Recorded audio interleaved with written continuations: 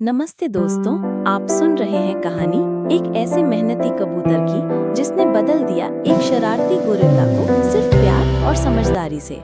जंगल के एक कोने में सुबह की पहली किरणों के साथ एक कबूतर खेत की मिट्टी में जुटा था। नाम था उसका कब्बू।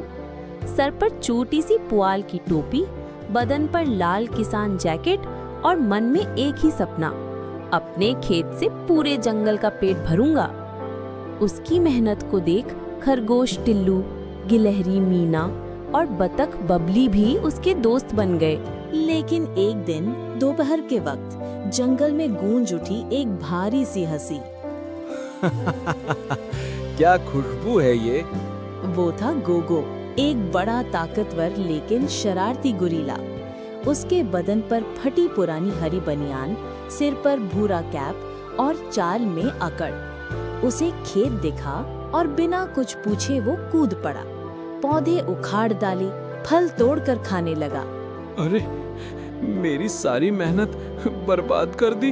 कब्बू चुपचाप एक चट्टान पर जाकर बैठ गया, आंखों में आंसू, दिल में दर्द। उसे यूं टूटता देख टिल्लू, मीना और बबली बहुत दुखी हुए। उन्होंने जंगल की सभा बुलाई। मीना गुस्से में, ऐसे नहीं चलेगा, गोगो को कोई रोकना होगा। लेकिन कब्बू ने हार नहीं मानी। अगली सुबह वो फिर खेत में लौटा और योजना बनाई। उसने खेत के किनारे एक बोर्ड लगाया, मेहनत करो फल पाओ। गोगो फिर आया, लेकिन इस बार कब्बू ने उसे भगाया नहीं।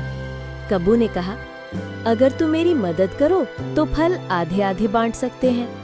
गोगो बोला, मैं और खेती। दिन बीते, खेत फिर से हरा हुआ।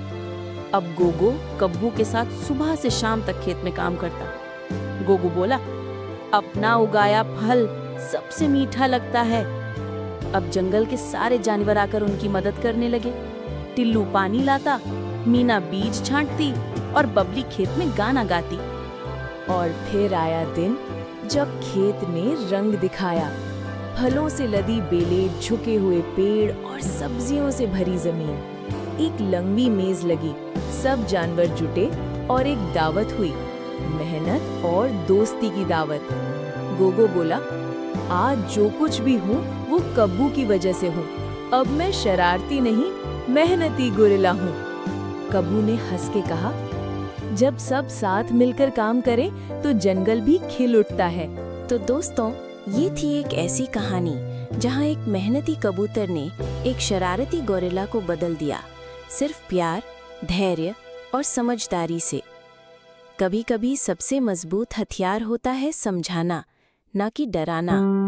तो दोस्तों, अगर आपको ये प्यारी कहानी पसंद आई हो तो श्रद्धा स्टोरी वाइब्स को जरूर सब्सक्राइब करें। फिर मिलेंगे एक नई सीख और नई कहानी के साथ।